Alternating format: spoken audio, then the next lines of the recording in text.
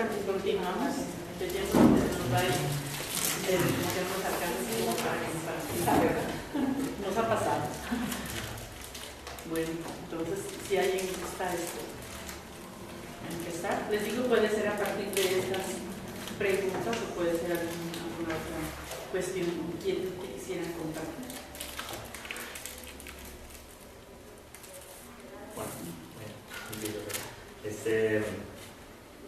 ¿Qué entiendo por tabú? Entiendo que, como decía vos, ¿no? O sea, esta palabra empieza a usarse con el estudio de las civilizaciones antiguas, ¿no? Y efectivamente el tabú es un objeto que aparece en todas las civilizaciones, es un objeto intocable, un objeto que no se puede tocar físicamente, ¿no? O sea, puede ser un monolito, puede ser una roca, cualquier cosa. También está el otro objeto que es el tótem, que es el que supuestamente le quiere poder a esa cultura, ¿no? Que es todo lo contrario al tabú. Y entiendo que hoy por hoy, claro, ya no hay tantos, hay algunos, ¿no? Pero no hay tantos objetos así de este tipo sagrado, vamos a decir, pero se da una abstracción de eso, ¿no? Quiero decir, por ejemplo, una forma se dice, ¿no? Para medir el nivel de cultura o la evolución cultural de una sociedad, por ejemplo, con un tema tabú como el tratamiento de los muertos, ¿no? Antes, por ejemplo, los primeros días se conservaba el cadáver tal cual, hasta que se pudría, ¿no? Después se da la momificación o esto de conservar el cuerpo más allá del tiempo, ¿no? Después, por ejemplo, las construcciones alrededor del cuerpo, ¿no? El mausoleo, las pirámides, o sea, construcciones que ya están... y si pensamos, no sé, hoy, por ejemplo, ponerle el nombre de una calle, ¿no? De un ser, por ejemplo, que supuestamente en nuestra sociedad sería importante, entonces se conserva el nombre que habitaba ese cuerpo, no ya el cuerpo en sí mismo, ¿no? Se conserva el nombre. Entonces, el orden simbólico, en medida que separa el cuerpo del que habitaba el cuerpo o del nombre del que habitaba el cuerpo, me parece que ahí se da como este factor, digamos, de medición de la evolución de una sociedad, ¿no? En medida que la cultura permite la separación del tabú en el sentido del objeto con respecto a las funciones que cumple ese tabú, ¿no? O sea, ya no se necesita tanto el objeto, sino más bien la función del objeto, ¿no? Bueno, eso. ¿Quién más?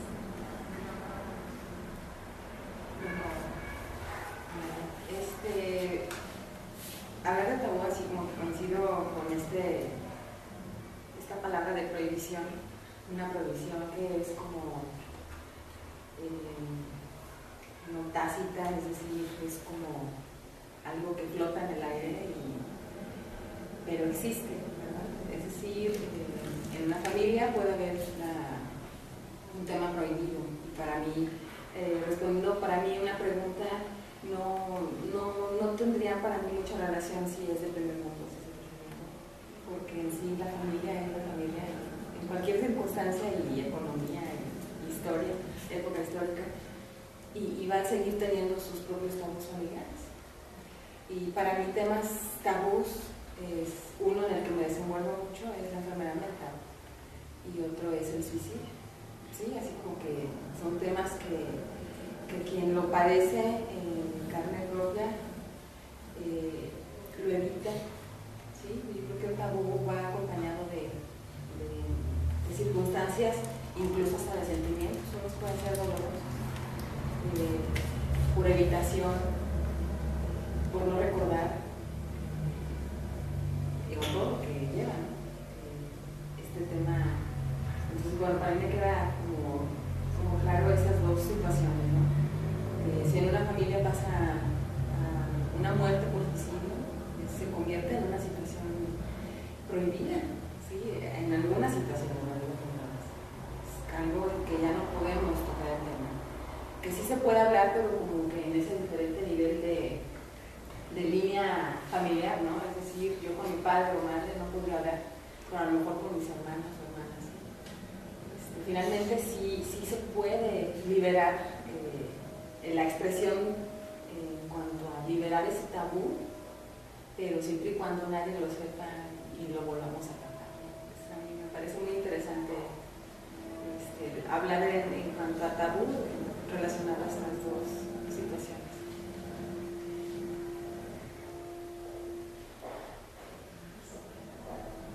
Sí, yo estoy de acuerdo que ahorita uno de los temas más controvertidos y actuales viene siendo la enfermedad y también el alto índice de suicidio en los adolescentes. De San Luis Potosí, entre otros estados, pues entre el parte del centro para suicidio entre adolescentes de 14 y 19 años de edad. Sin embargo, este tema no se toca en las cartas. Cuando citas a los padres o a alguien que quieres indagar un poquito sobre la relación familiar del alumno, por ejemplo, todo está bien. Entonces nunca se muestra, nunca se exterioriza y hay una completa negación del padecimiento. Y ahorita no sé, porque tocaste el tema de enfermedad mental, es lo mismo para un epiléptico. Lo mismo, hasta que se logra llevar una terapia adecuada y que los padres o la familia pasen por un proceso de aceptación de la enfermedad, de aceptación del familiar en sus condiciones, entonces lo logran ya asimilar y exteriorizar y trabajar. Y pasa también con las enfermedades crónico-metabólicas, porque los que les diagnostican diabetes, la primera fase es no. Alguna vez tuve el azúcar elevado, pero yo me siento bien, y ya te lo volviste a mencionar. Pues no, ¿verdad? De hecho, nunca regresó a hacer la prueba de tolerancia a la glucosa y nadie habla del tema de que hay una persona diabética en la familia a partir de tal. Entonces son temas que se vuelven tabú, aunque no debieran serlo. La misma familia lo construye así.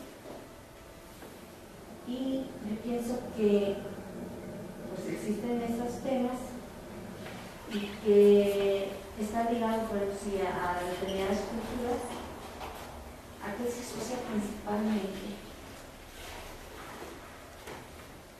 Yo creo que al tener de enfrentar la realidad, a la falta de preparación, de asimilación del problema, en este caso, o de la misma conceptualización de la enfermedad. Muchas veces cuando hay una enfermedad, bueno, eso es lo más doloroso, ¿verdad? Que pasa a la familia, no se diga una esquizofrenia, jamás se atiende como debería, nunca a la familia. Y no se puede ni siquiera dar un acompañamiento sanador. Y no se da. Y que hace muchas familias, que bueno, por referencias me ha tocado vivir hoy, se va desintegrando, se queda la madre sola con el enfermo, enfermándose ella también mentalmente de depresión, pero fue un tema también en esa lectura, pues es algo doloroso.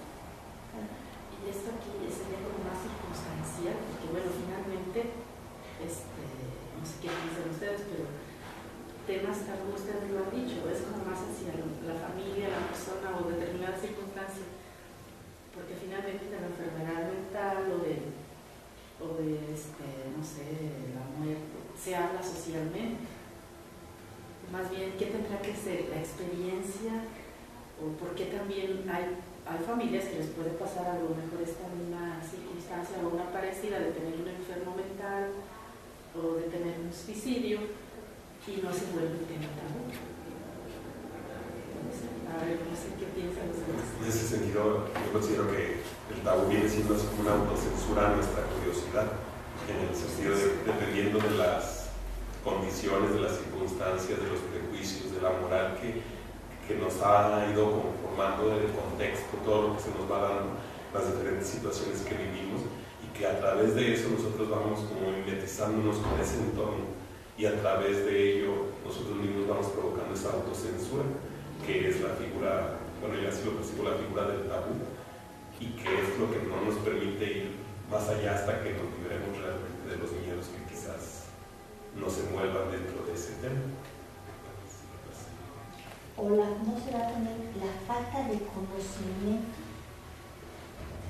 sobre el mismo fenómeno. Porque alguien que esté muy familiarizado, por ejemplo, con enfermedades crónicas, con enfermedades mentales, pues tal vez si tiene el conocimiento, lo ha asimilado, lo entiende, lo puede transmitir con mayor naturalidad. Que para él diga, no, ¿sabes qué? Tengo mi hermano que es epiléptico, se está tratando, no sé qué, lo voy a ayudar, o la parálisis cerebral. Aquí tiene personas que dolorosamente están unidas toda su vida, porque la familia lo consideró como un estigma, como algo que no pudo superar, porque no conoció de la enfermedad. Muchas veces son también parte de las creencias, ¿no? Llegan a pensar que es un castigo, como en aquellos tiempos, ¿verdad?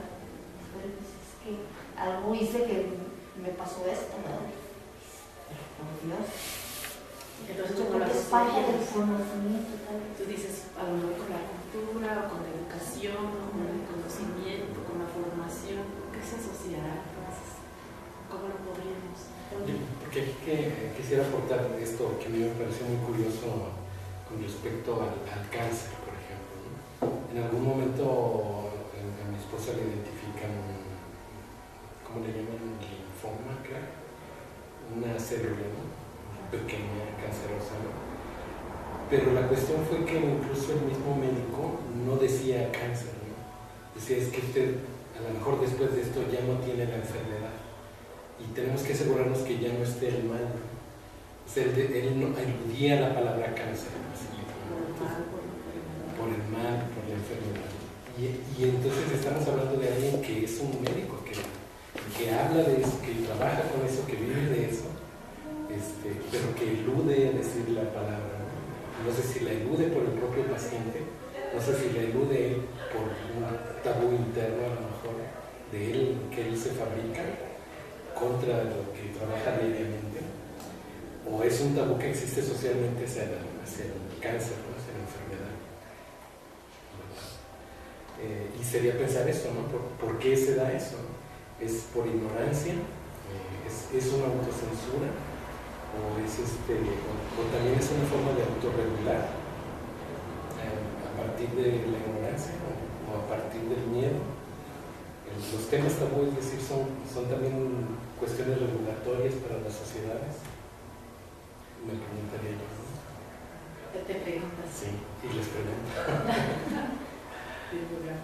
Y que va de la mano de la moral, ¿no? O sea, dependiendo de la moral de cada pueblo, de los usos y costumbres que ellos tengan, se va a dar el tabú, porque a lo mejor en tiempos de lo que hablaba aquí el compañero, que hablaba de los muertos, anteriormente se rendía tributo a los muertos y a lo mejor ese tema no era un tema tabú en ese momento, pero a lo mejor ahorita por todo lo que percibimos acerca de la muerte y el desprendimiento que representa el perder a un ser humano, a lo mejor se convierte en un tema tabú. O sea, varía el tiempo y la época y la moral de cada uno.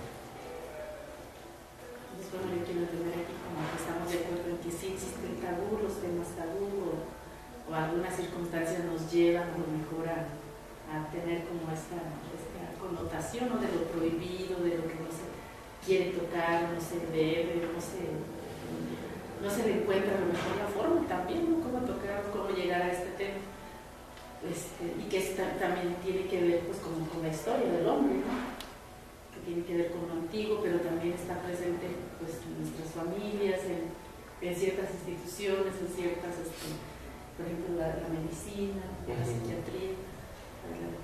Sí, bueno, tratando de responder a las preguntas de dónde está el tabú, creo que está en la cultura, y a la pregunta ¿tiene que ver los tabús con la conciencia? Yo creo que sí, en la cultura y en la conciencia. Yo creo que el tabú es una de las relaciones más tensas entre lo que viene siendo la relación entre individuo colectivo y sociedad, ¿no? Es decir, el tabú es un mecanismo social para proteger, para articular, para cohesionar los valores que están presentes en la sociedad. Es decir, esto no se toca, esto no se habla, esto no se dice, no se menciona, no existe, para proteger ciertas costumbres, ciertos regímenes, ¿no? Entonces, la persona que cae en el tabú, que lo menciona, que lo hace, que lo practica, asume un riesgo personal que no afecta a la comunidad. Porque si todos hicieran lo que prohíbe el tabú, aquello se cae, la estructura se cae. Entonces, la prohibición está en lo social y el riesgo está en la conciencia de cada quien. Para eso quiero poner 3 ejemplos, si puedo. Estoy leyendo este libro, se llama El Jardín Secreto de Frances Hodgson. Bueno, hay 2 del libro que quiero tomar. Mary, la protagonista, descubre un jardín secreto. Es un jardín para ella sola, no lo quiere compartir, no habla con nadie de él, no dice nada del jardín. Y ella vive el placer de estar encerrada ahí en ese jardín por sí sola. O sea, ella corre el riesgo de que su tío la corra porque ella está, digamos, mantenida en la casa, ¿no? Ella corre todos los riesgos individuales con tal de estar ahí y no comunicarlo al exterior. El otro caso es su primo, el niño Colin, está enfermo y nadie debe mencionarlo, ni los criados, ni nadie, ¿no? Y el papá, el tío, va a visitarlo de noche. Es decir, en lo social el niño no existe. Y el padre corre el riesgo emocional de ir a verlo porque no lo quiere, porque el niño nació cuando la mamá da luz y la mamá muere.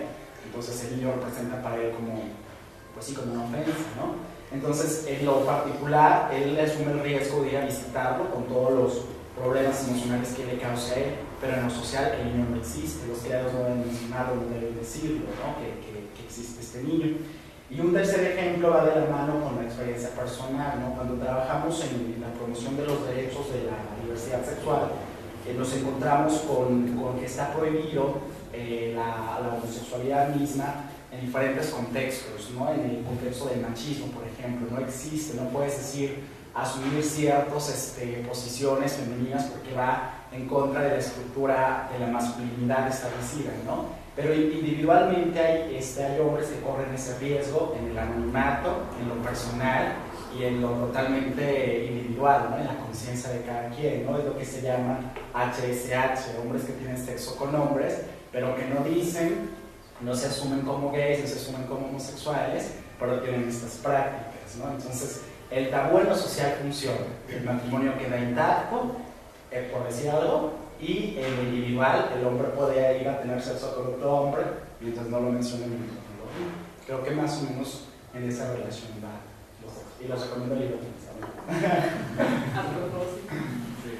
Yo con respecto a lo que comenta de que es como para proteger de cierta cosa, de ciertos problemas, sí creo eso, pero también creo que va muy ligado a la educación que se le vaya dando, porque, por ejemplo, para un niño se le debe de proteger para que ya en su madurez no sufra ciertos problemas, pero conforme va siendo educado por la familia, se le vaya dando el conocimiento de ese tema para que también no lo vean como que es algo malo, sino que debe de ir yéndose por etapas para que se pueda comprender en su totalidad en sí lo que representa cada cosa.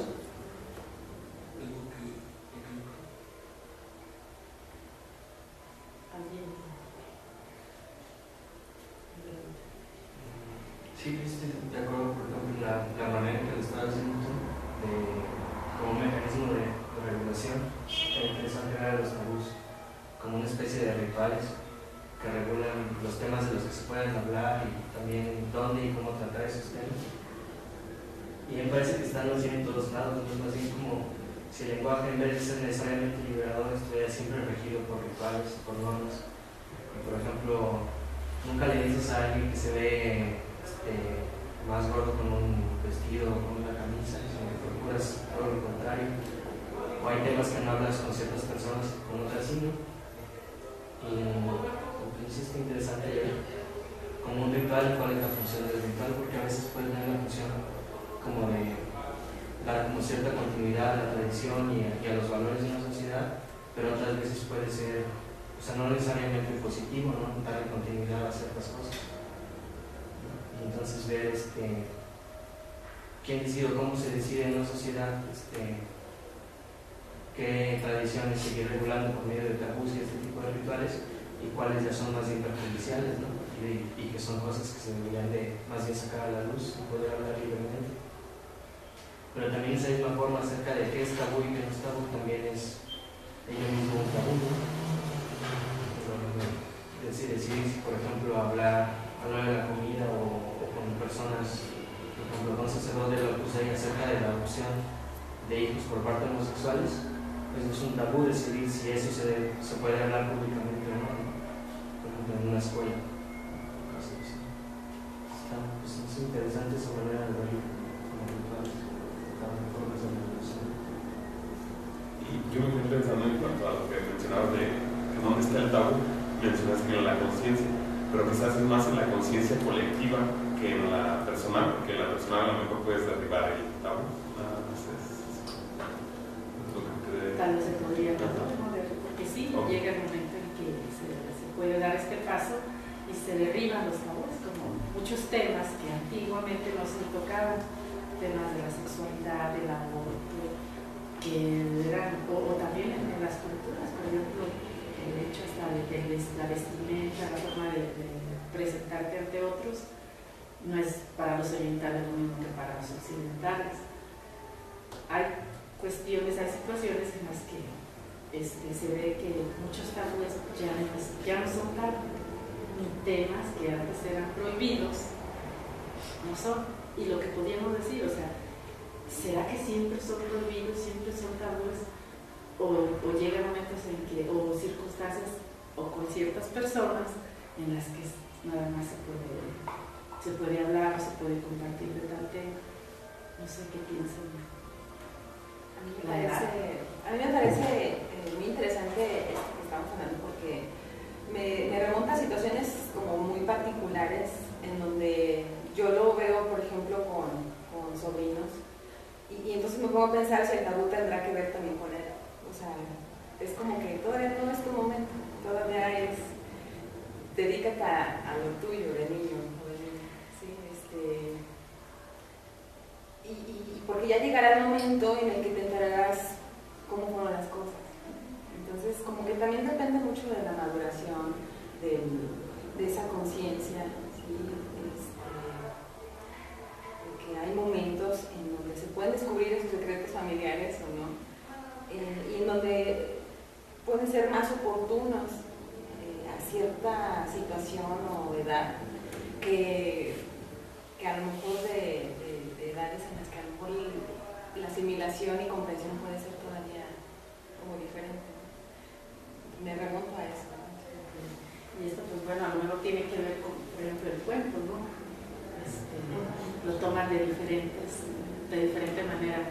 La mamá está como con esta idea de lo que se puede aprovechar del gato muerto y como la carga afectiva de parte de los demás miembros de la familia, unos pues a lo mejor razonándolo y la hija pues como que todavía echándole cara a la mamá, pero sin decirle. Pues como que tiene que ver mucho, no sé la edad, no sé qué piensan ustedes, por ejemplo, bueno, hay un filósofo que dice, Michael Foucault, ya en sus trabajos fue haciendo o fue abordando temas precisamente de la cárcel, y que habla mucho de la cuestión de estructuras que ahorita no se ha manejado. Me acordé por eso, porque lo han manejado así como que son las estructuras sociales o las estructuras familiares, inclusive hasta las estructuras personales. ¿Quién las pone? ¿Cómo nosotros mismos o de fuera?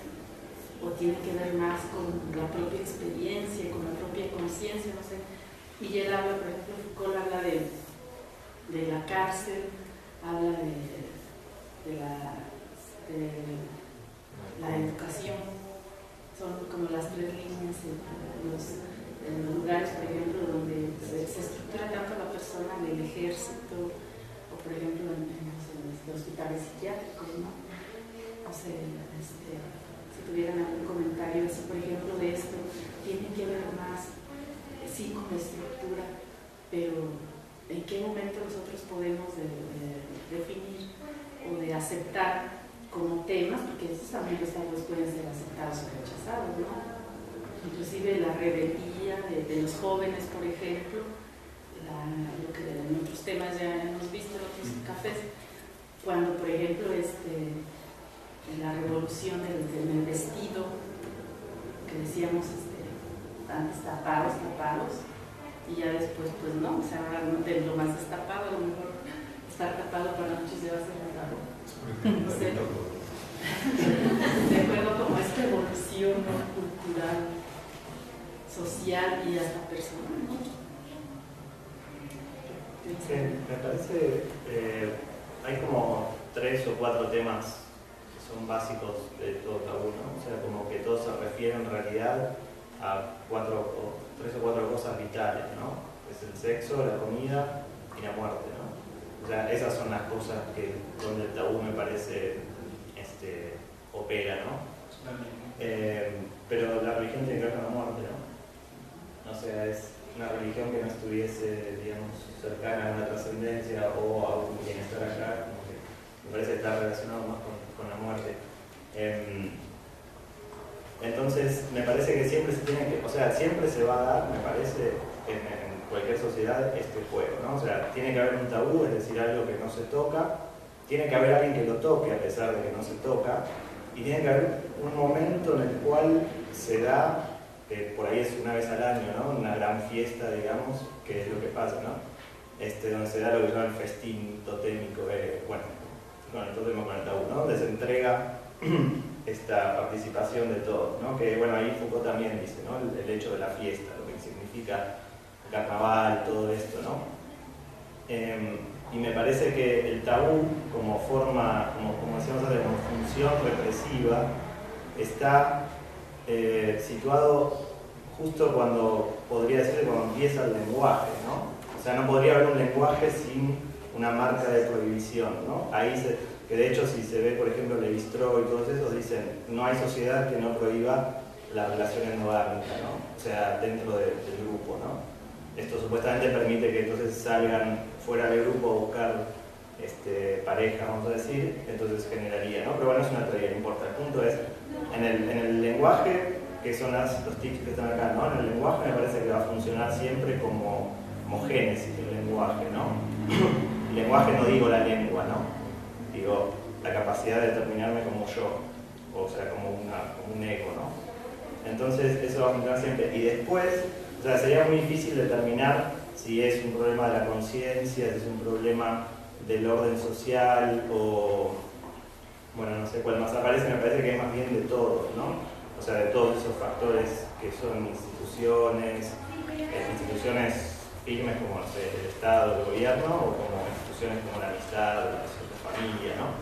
Pero siempre se da una economía del placer, vamos a decir, ¿no? O sea, ese tabú se sitúa como, digamos, uno podría sentir placer hasta cierto punto, pero llegado un momento ya se cruza la línea del tabú, entonces no se puede gozar más con ese objeto, ¿no? Entonces, por eso digo, tiene que haber alguien igual que lo toque a pesar de que no se pueda, y tiene que haber un momento en que eso se vuelva a la gente para que se arme, digamos, esta fiesta, pero necesita una administración de ese placer, digamos. O sea, no podría darse una sociedad que no administre el goce de cada uno, ¿no? Y esa administración, como digo, no sé si puede ser vista solo en el Estado, solo en la gente, en la conciencia. Creo que es, o sea, porque cada una de ellas está relacionada con la otra, ¿no? Me parece sí que de base en el lenguaje está, ¿no? Pero el lenguaje es el que produce después la conciencia, la sociedad y todo esto, ¿no? Pero me parece que va a seguir estando, digamos, y que tiene que ver siempre con 2 o 3 temas. Tal vez la belleza será otro tema tabú, que no sabría identificar si con la muerte o con la comida, pero tal vez por eso sean 4, ¿no? Pero la belleza también es vital, digamos. Claro, a lo mejor se englobarían esos temas que mencionaste, algo el de la muerte con el placer, ¿no? De quizás llegar a un hedonismo exacerbado que nos pueda provocar nuestra propia perdición, entonces ya sería la capacidad de razonar hasta dónde me está permitido según mi conciencia, según mi razonamiento endógeno, el poder llegar más allá de lo que está permitido, siempre llevando de la mano la libertad con la responsabilidad. Pues en cuestiones de tiempo, 3 personas que quisieran, no sé, hacer una especie de conclusión o reflexión final que quisieran compartir. Obviamente todos como que nos quedamos, ¿no? Con algo. Pero 3, 4 máximo que quisieran hacer su aportación. ¿Alguien más? Ahorita mientras ella expresa, siéntense una amistad. Yo quería, bueno, no estuve en todo, pero para que siga existiendo el tabú, yo creo que nosotros mismos decimos qué es para mí, por ejemplo, un tema es tabú, no, sí. Y como dijo el compañero, para que funcione el tabú dentro de la sociedad, necesita que alguien como que lo infrinja para que siga funcionando. Por ejemplo, el ejemplo que él puso, en el tema de la homosexualidad, si no existieran los homosexuales, pues ese tema como que sería algo libre, ¿no? Entonces necesita que alguien como que vaya en contra de eso para que siga ese tema siendo tabú. Y pienso que sí está en la conciencia de cada uno el decir esto para mí es tabú, esto no. Decidir con la libertad que se que compañero. Bueno, visto la labor de verlo desde el lenguaje. Padre Bonilla están hablando de Foucault, se puede relacionar ahí lo que él dice con el tema del tabú. Cuando habla de que el lenguaje no necesariamente tiene que ver como el ámbito que desarma al poder, sino que el lenguaje es un objeto por el que también se lucha, ¿no? Es decir, se lucha por hablar y por tener como el estatuto científico de hablar y de ser la autoridad con el lenguaje y todo eso. Entonces el lenguaje también es no necesariamente un ámbito de libertad, sino también un ámbito como de coerción, de que se pueda hablar y que no. Y también está el tema de la transgresión, ¿no? de que hay tabús y objetos que aparecen cuando se infringe como la ley o la regla, ¿no? Es decir, hay por ejemplo, los objetos de locura o asesinos, pedazos, ¿sí? Siempre se les toma en cuenta su situación como marginal o de pobreza, todo eso cuando infringen la ley, ¿no? Y es como cuando aparecen en el radar. Entonces todo este tipo se maneja, pues las categorías, ¿no? Son las que ordenan la manera que vemos el mundo y la vida. Entonces es importante resaltar lo que decía ahí de ver el lenguaje como el lugar donde operan los tabús. Está interesante. Nada más, no voy a formar parte de los 4 que hablan, pero nada más para decir algo que dijo él, que es un ejemplo, ¿no? Como el poder, digamos, como dice Foucault, ¿no? El poder solo es visible cuando se ejerce, dice, ¿no? Y como dice el lenguaje, lejos de ser esta marca subversiva del poder, es el poder el que se instituye en el lenguaje. Por ejemplo, cuando aparece la palabra sexualidad en el lenguaje del poder, ¿no? Cuando el poder dice sexualidad, ya implícitamente está cuál es la normal de la sexualidad. Entonces ahí van a aparecer las enfermedades sexuales, las desviaciones sexuales, porque al decir sexualidad está marcando en tanto poder una base natural o vamos a decir normal, la norma, ¿no? O sea, esto es la sexualidad, entonces esto es una mala sexualidad y esto va a ser una buena sexualidad. Entonces es como que se termina inscrito ahí en el lenguaje, ¿no? Es una mala. Sí. ¿También más?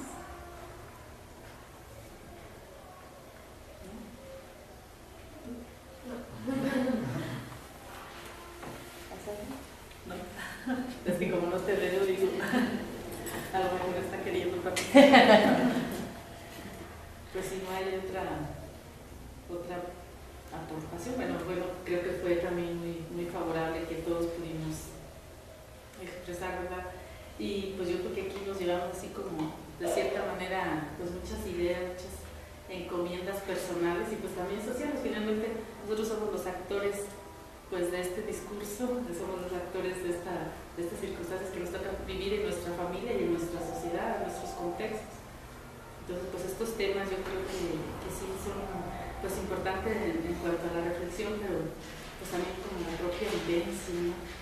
Que finalmente pues la filosofía práctica como que nos hace esa invitación a que se queden las ideas así como aquí, que se tomó un tema y se quedaron así como volando, sino que parte, ¿verdad? También aplicarlos a la vida Y pues ahí está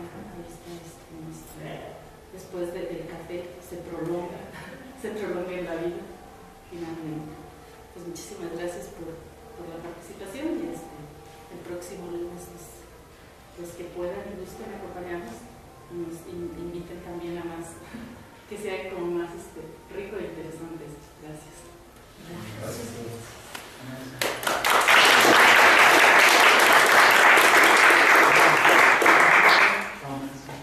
De este tipo sagrado, vamos a decir, pero se da una abstracción de eso, ¿no?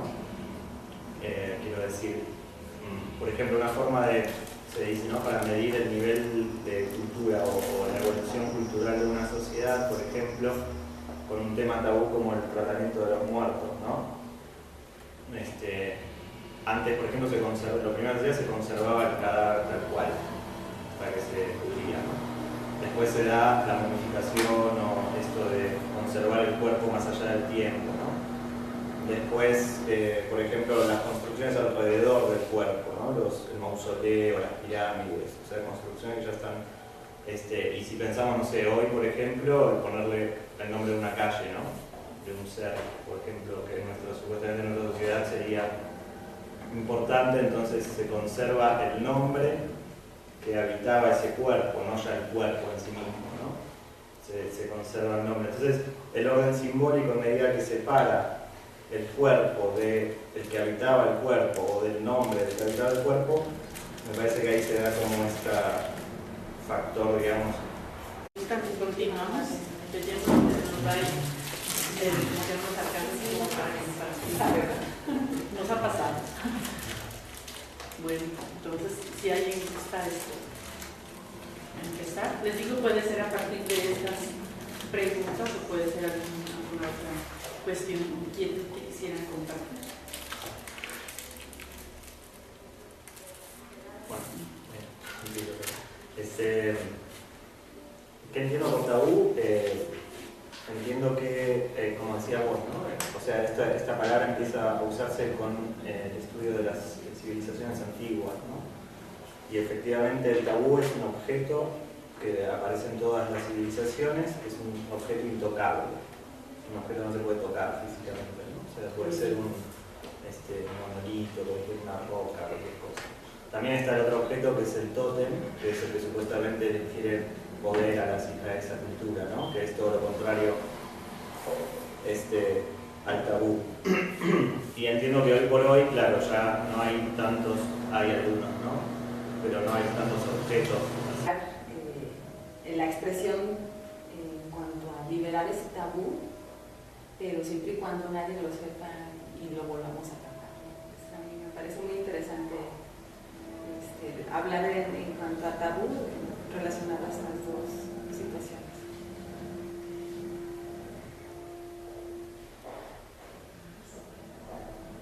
Sí, yo estoy de acuerdo que ahorita uno de los temas más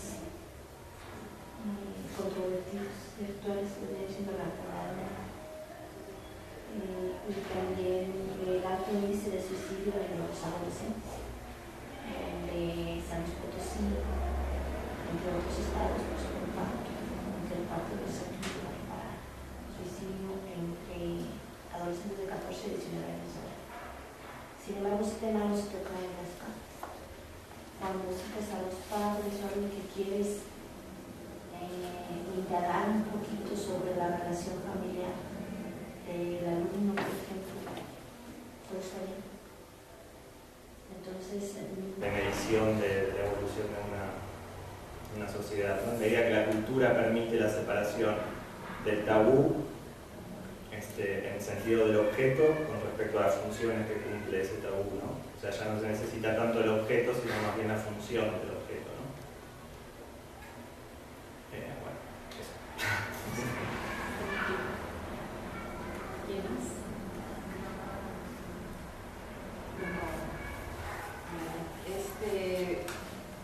Hablar de tabú, así como que coincido con esta palabra de prohibición, una prohibición que es como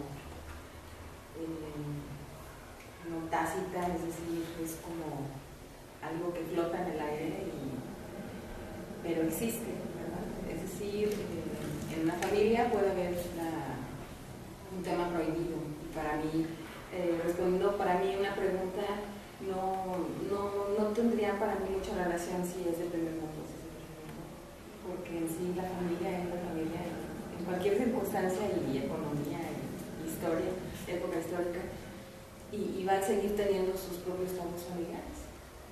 Y para mí temas tabús es uno en el que me desenvuelvo mucho, es la enfermedad mental, y otro es el suicidio. ¿Sí? Así como que son temas que quien lo padece en carne propia lo evita. ¿Sí? Yo creo que el tabú va acompañado de circunstancias, incluso hasta de sentimientos, unos pueden ser dolorosos, por evitación, por no recordar, o todo lo que lleva, ¿no? Este tema. Entonces, bueno, para mí me queda como claro esas dos situaciones, ¿no? Si en una familia pasa una muerte por suicidio, se convierte en una situación prohibida, ¿sí? En alguna situación, es algo que ya no podemos tocar el tema.